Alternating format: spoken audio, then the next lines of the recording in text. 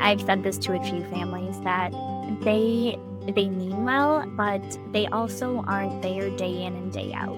And we go to Boston Children's. They are the best in the entire country. I love them. They have done amazing work, but they're not there day in and day out with you. And in having other families and a support system that of people that have lived it with their child does just feel more connection than the person that is prescribing it. Hey friends, it's Katie here with a quick but meaningful update before we dive into today's episode. When we first shared this story, Brave Bears was just getting started. Kate had created her very first prototype and was fueled by the simple hope of helping one child feel brave during an EEG. But since then, so much has evolved, not just for the bears themselves, but for the entire mission behind it. What began as Kate's heartfelt idea has grown into a national movement of the Brave Bears Club. Today, they partner with hospitals and care teams across the country and even internationally to bring EEG comfort bears, educational kits, and inclusive storybooks to children navigating epilepsy care. Their mission: to reduce fear, increase understanding, and make complex medical experiences more child-friendly. And yes, Charlotte just turned 5. She is still every bit as spirited and full of life and continues to be the heartbeat behind everything Kate and Brave Bears Club does. The team has also taken big steps in advocacy. She's joined forces with the Pediatric Epilepsy Research Consortium, and Kate is a member of our very own Child Life on Call Parent Advisory Board. These collaborations are helping shape the future of pediatric epilepsy care in real, impactful ways through both research and the voices of families who've been there, and something I love so much, which is play. It's a privilege to be able to share this update from Kate with you. Brave Bears Club is proof that what happens when compassion meets creativity, and I could not be more proud to walk alongside them through Support Spot and beyond. Now let's revisit this incredible story. Hey friends, welcome to Child Life on Call. My name is Katie Taylor. I am a mom and I'm a child life specialist. If you're listening to the podcast today for the first time, welcome, and we want you to know that the conversations we have here are designed for parents whose child has received a medical diagnosis. I know it may feel extremely terrifying and world-changing even, but you're here now, and you're about to hear from another parent who has had the same feelings that you do right now, and they're still standing. They had the courage to come here and share what it was like for them, to hopefully make it a little bit easier for you. I'm so grateful to each and every guest and each and every listener who shows up here, and it's my privilege to host this sacred space. Well, hi, Kate. Kate and Katie. Maybe we should start a podcast called Kate and Katie. Love it. Okay. So glad that you're here. I have been following you for a long time on Instagram, so it's always so fun to put a face and actually get to meet you. I'd love if you could share with our listeners a little bit about you, your family, where you come from, and just a little bit about you, Kate. Yeah. So actually, I am from Massachusetts, where you just visited. Yes, I was just there. We were texting. So grew up in Massachusetts, met my husband in college, and we moved to Colorado, had our first baby, Charlotte, there, and then pandemic, crazy, ended up moving back to the East Coast, and that was just so exciting to be back home. And welcomed our second child. So we moved back to the East Coast, and that was exciting. And then we just welcomed Teddy, our second, last September. And actually, while I was pregnant with him, I was about eight and a half months pregnant, was when Charlotte got her infantile spasms diagnosis. So it was very surprising because infantile spasms is a rare form of epilepsy, but it's actually the most common in children 0 to 1, so the first year of life. Charlotte was actually 22 months old, and so she was outside of the norm for an already rare kind of thing, and it just completely turned our world upside down. It was very scary, devastating, and something we had never heard of. So, learning all of that and trying all the medications and really trying to wrap our heads around this very serious and brand new diagnosis was really challenging. Wow. Wow. What you said about being so pregnant with your second, receiving a diagnosis with your first has just got to feel so daunting. Like you have a newborn you're about to bring into the world and this new challenging, diagnosis. I can only imagine what that felt like. Yeah. As a first time mom, you're nervous anyways. You kind of Yeah. worry about everything, and I definitely did. I asked her pediatrician about everything under the sun. And initially, when she started doing what looked like kind of the Moro reflex with like the startling, but Right. what really stood out to us was she wasn't a baby anymore. And something that's really stuck with me is that had she been a newborn or been, in that first year of life, it would have been even less concerning to me because it doesn't look as catastrophic as it really is. And so showing our pediatrician initially, she reassured us that, you're just a worried first time mom, probably saw how pregnant I was and was like you're just being nervous, and she had been developing normally, and you kind of want to believe that too, and Mm. that you're being a little crazy. And so then once she was diagnosed, it's like you that relief of finally being heard and having that diagnosis, but the reality that it is real is also devastating. Oh my gosh, so true. It's that diagnosis is so it's not just a word that has one meaning. It's a word that has so much feeling and emotion behind it. From relief, like you said, like validated, like, yes, this is a word that I can put to what I'm Yeah. seeing, but also overwhelm of, oh my gosh, how do we move forward now?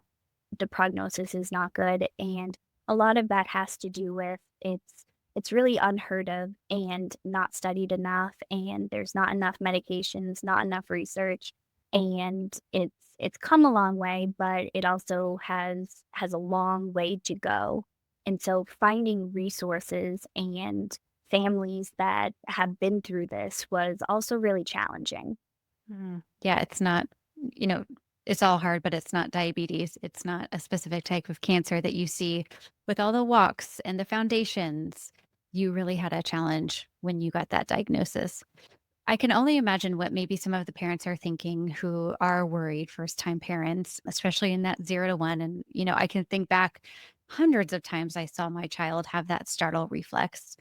What now knowing what you know as a parent advocate yourself, what are some of the things that parents can look for when maybe it's irregular or something else to look for, or should every parent be aware of this?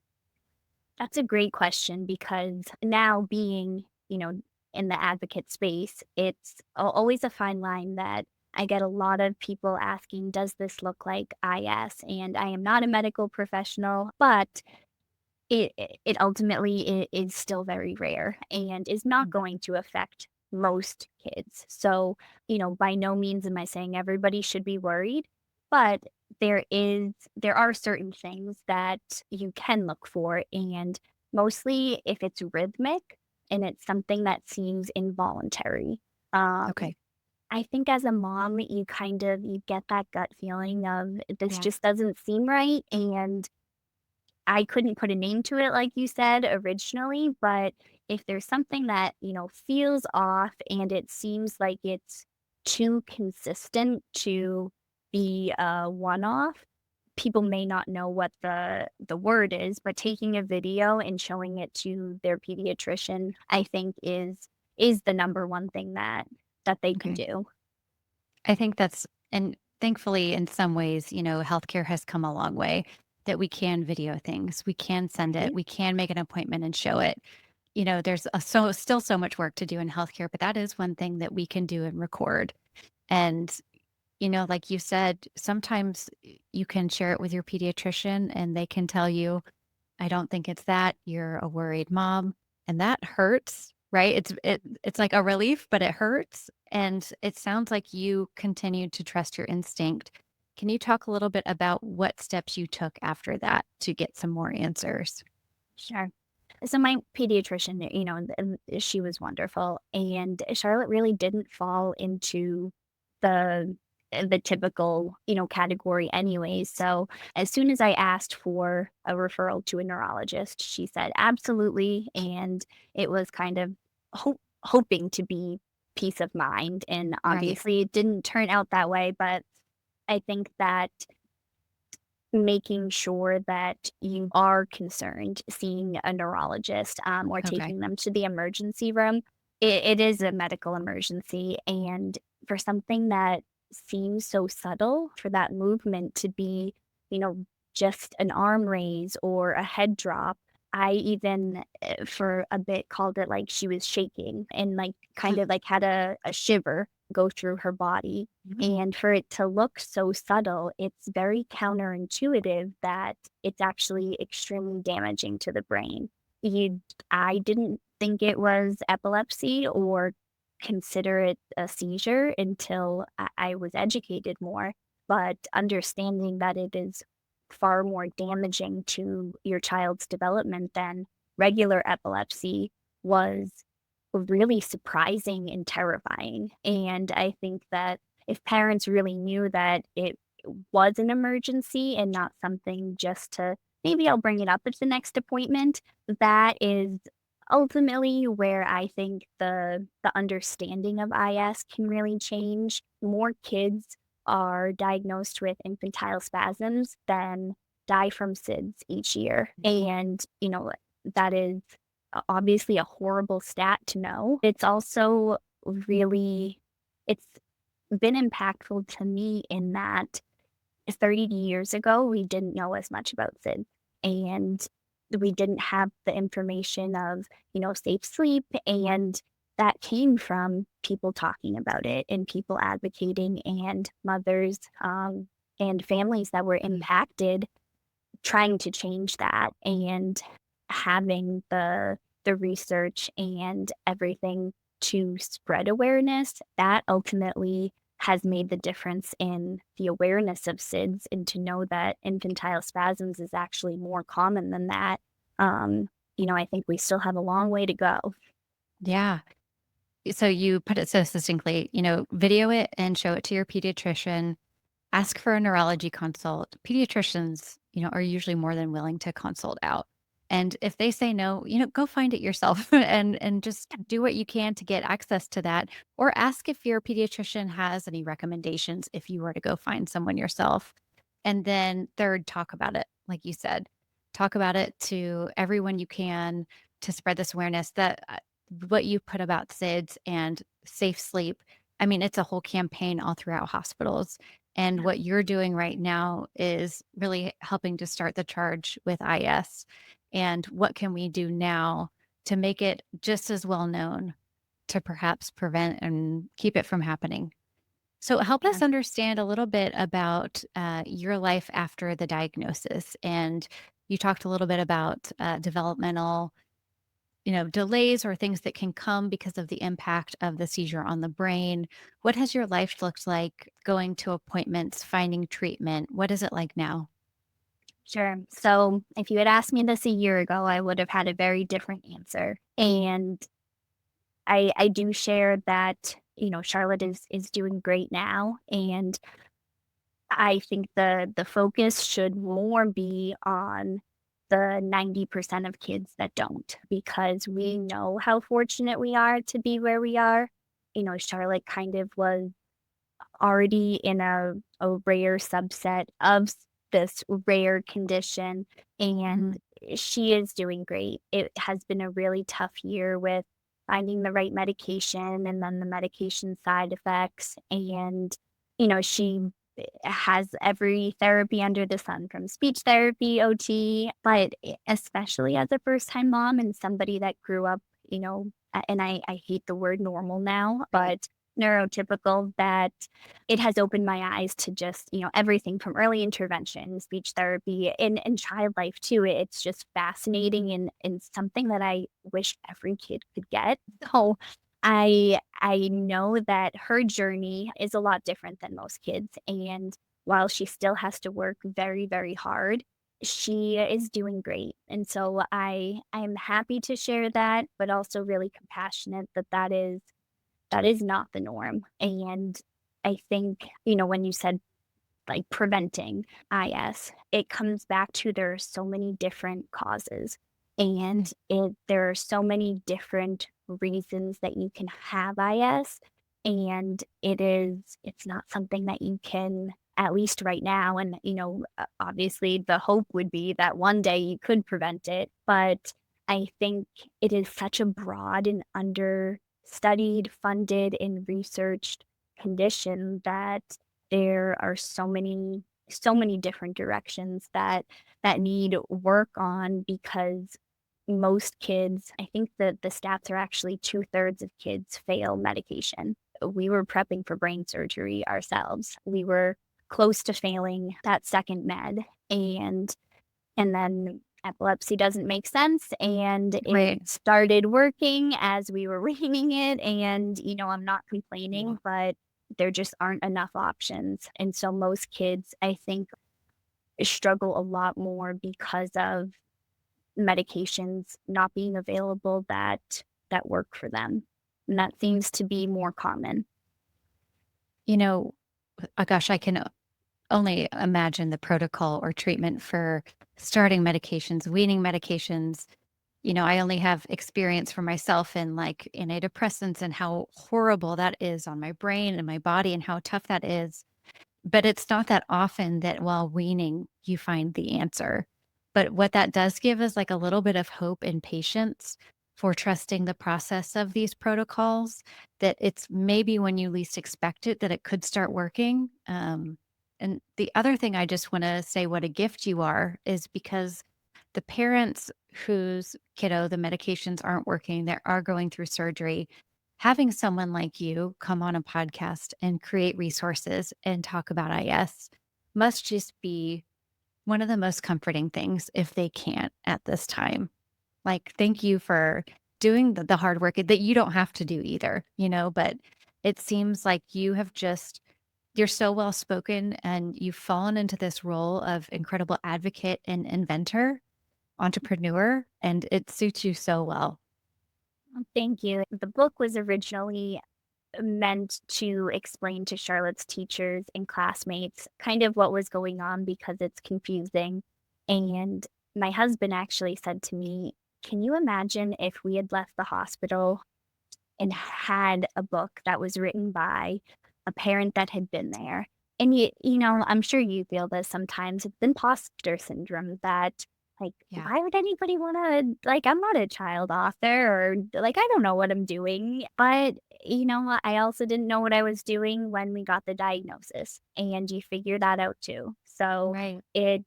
I think, and even you said about medication and kind of seeing it through. I talk to so many moms that they're at the beginning stage of the treatment, and it is awful. It was definitely the darkest time of my life. I did not wanna get out of bed. It was heartbreaking. I felt like it was stealing my daughter's childhood. It was just the worst thing to see, and it's a short amount of time, and if you see it through and they then are off it, they come back to you, and that's what I tell them that, it's horrible, and I hope it works the first time. It didn't for us, but Yeah. it is intentionally aggressive, and it's horrible to watch your child on that medication. Any of the first line treatments, there are a few, but there are 2 in particular that they typically start with, and both of them, all parents say it's just absolutely hellish, and I think if I had known that, okay, this is gonna be the worst month of your life, Right. it wouldn't have made it any easier, but at the same time, you kind of have that light at the end of the tunnel that, all these other kids that hopefully some that did get success from this, you just have to see it through because it is so horrible to watch, and you're like, "Why am I doing this to my child?" It's horrible to watch, especially when you're just wrapping your head around this little movement actually being an extremely damaging, Right. symptom of what's going on in your child's brain, and then you're pumping them full of these very aggressive drugs that it's hard to watch. It's really hard to watch, and to have other parents that have been there, I think is something that's helpful. Yeah, I can imagine when the doctor tells you, "This is gonna be really hard to see. This is gonna be difficult. This is gonna be horrible." It's harder to take from someone for some reason, it just is. We like hearing it more from parents who have seen it themselves as a parent. And, the doctor can prepare you for anything, but hearing it from someone like you that there's a light at the end of the tunnel, in some form or another. This too shall pass, this phase is probably incredibly helpful for parents. Yeah, Charlotte's neurologist. I've said this to a few families that they they mean well, but they also aren't there day in and day out. And we go to Boston Children's. They are the best in the entire country. I love them. They have done amazing work, but they're not there day in and day out with you. And having other families and a support system that of people that have lived it with their child does just feel more connection than the person that is prescribing it. Mm. So I'm so interested to learn about your journey before becoming this incredible advocate and entrepreneur. But tell us a little bit about what was there a moment that inspired you to create your book and then create this teddy bear and start your Instagram account? Or were you just trying to fill a gap that you continue to see? I do that. My dad calls it a gap filler. If you see a hole, fill it. And I just kind of am attracted to these holes and it's like getting creative with how we can fix it. How did it work for you? That's exactly it. I do have a full-time job. I'm a administrator for a surgical practice, and I had no intention or interest in anything beyond really being a mom and taking care of my baby during this unimaginable time. And I ordered every book under the sun about epilepsy, and some of them are really well done. And the hole that I found was it was all a little too advanced for Charlotte, and, she's older than, 90% of the children diagnosed with IS anyways, and so if it was too high level for her, then it, definitely is for anybody younger. Right. Um and siblings and everything else like that. So the goal was really to create something that was easily understandable by kids. It didn't have any big words and wasn't trying to, get into the details too much. And so by no means is it what you should be reading to completely understand treatment choices or anything like that, but it's the basics. It follows Charlotte and from going to the doctor and then going to the special hospital for little bear cubs and, getting and that was something that is scary for her. And with Right. all kids, the more you explain it and they understand that fear turns to empowerment, that they kind of are prepared for what's coming and can understand. She knows that she wears her special hat for the doctors to look at her brain and make sure, it's all going right and just easily understandable for kids. It was the main goal and a gap that I saw in wanting to have something for her to kind of understand and then to explain to, other kids her age what was going on.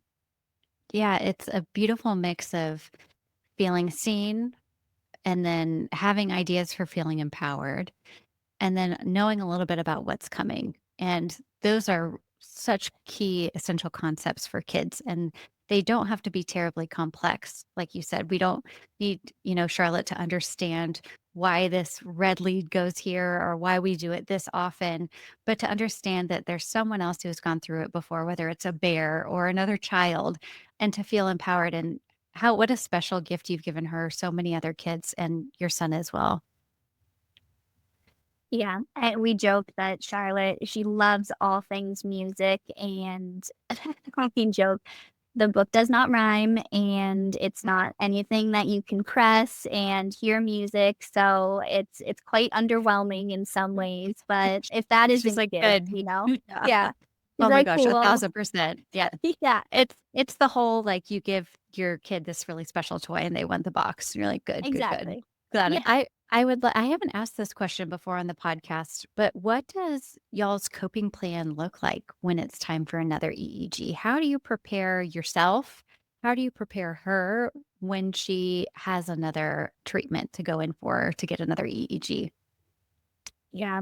For a little bit, we were okay because she didn't fully understand what was going on. And when they're young, you know, there's that's kind of a nice perk of them not understanding initially. And in the past year, as she has continued to develop, which is something that we were honestly prepared to not be the case, we started running into, these questions and feelings when we were going to them. And while on one hand, we're so excited to see that she is, you know, age appropriately understanding this stuff, then yeah, you're going to have to do this for the rest of your life, probably. So let's get comfy. It began, okay, how are we going to explain this and get her comfortable and prep for that? So what I'll show you the little bear.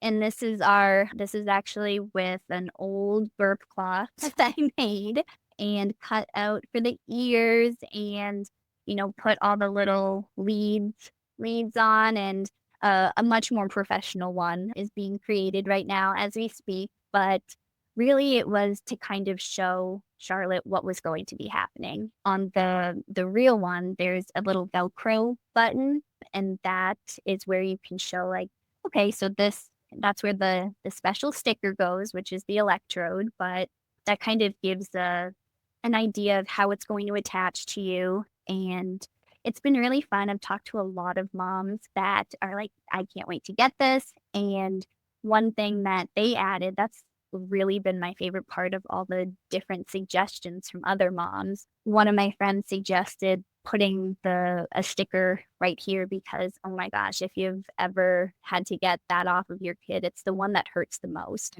So kind of preparing them for that, and having something that, this bear is going to do it with you, have to wear their hat and have to wear the backpack, because that's the other thing that she, is kind of has to have that monitoring device attached, and it's important that it stays, everything, like, so they get the best reading that they can, and preparing her by showing her what's going to happen through this.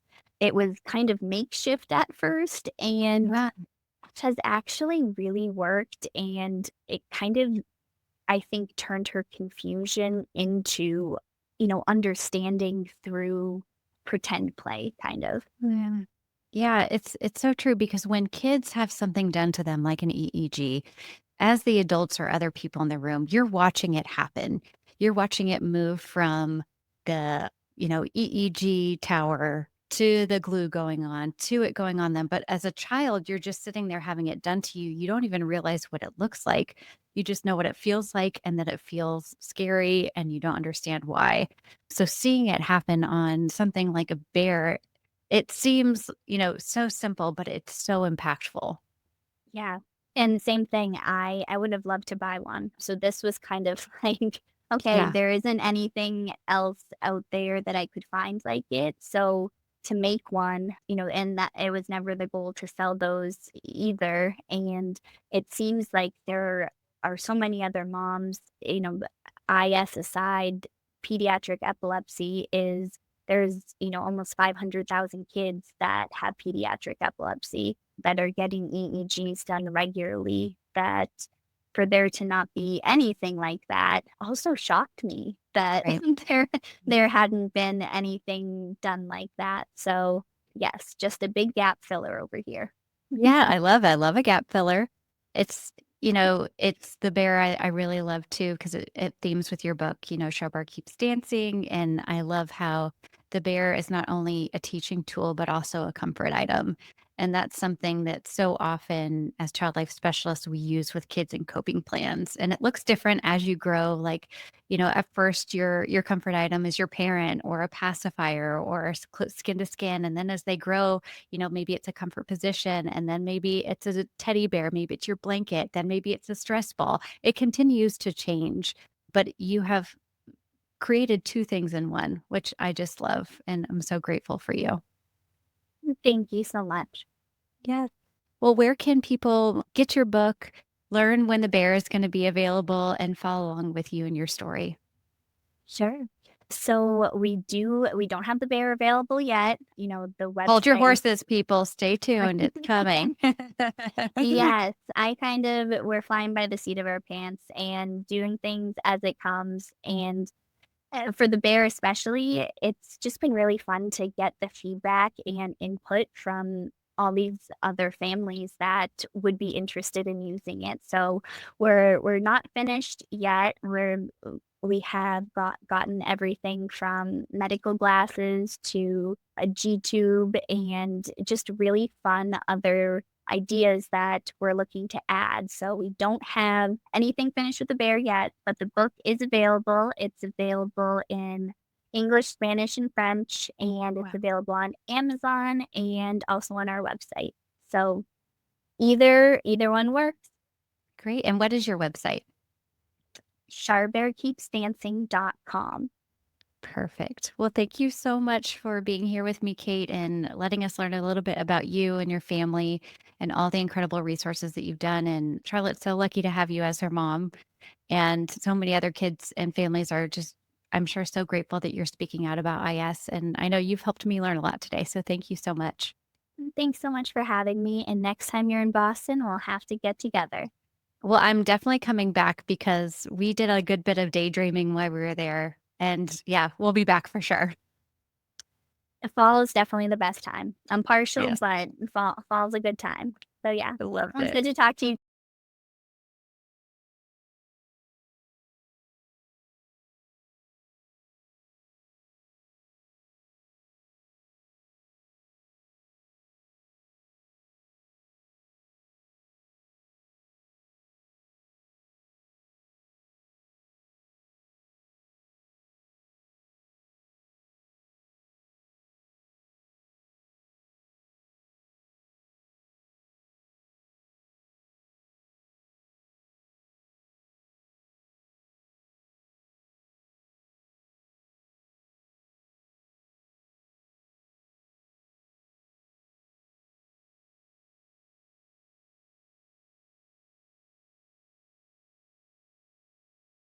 As a parent, you want to be there for your child, especially when it comes to their health. But healthcare can be overwhelming and confusing. The good news is child life specialists are experts who help families navigate these challenges. But often our support is only in hospitals. So imagine if you had access to these valuable tools and resources all the time. You would be able to understand medical procedures, explain them to your child, and help them feel less anxious, which also makes you probably feel less anxious. So when your child visits the doctor, has surgery, or has a medical procedure, having the right information and support can make all the difference. You, the parent, can be prepared to answer their questions, calm their fears, and advocate for their needs. Child Life Specialist tools are ready to be in your hands right now through our app Support Spot. All you have to do is go to the iOS or Android store, type in Support Spot. We are giving all of our listeners on this podcast access to the app for just $19.99 for an entire year. You are going to have, I'm not kidding, 7 years worth of resources and support and information that we have been building at Child Life on Call at your fingertips. With these tools in your pocket, you can transform the way your family experiences medical care. Parents, you deserve to be informed and feel confident in your child's healthcare journey. And by having access to Support Spot, you can ensure that your child feels supported and understood no matter what medical challenges come your way.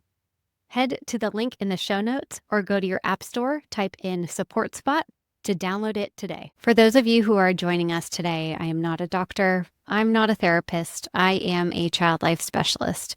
And the suggestions and tips and resources that I talk about with parents on this podcast may be great for you and they may not be right for you.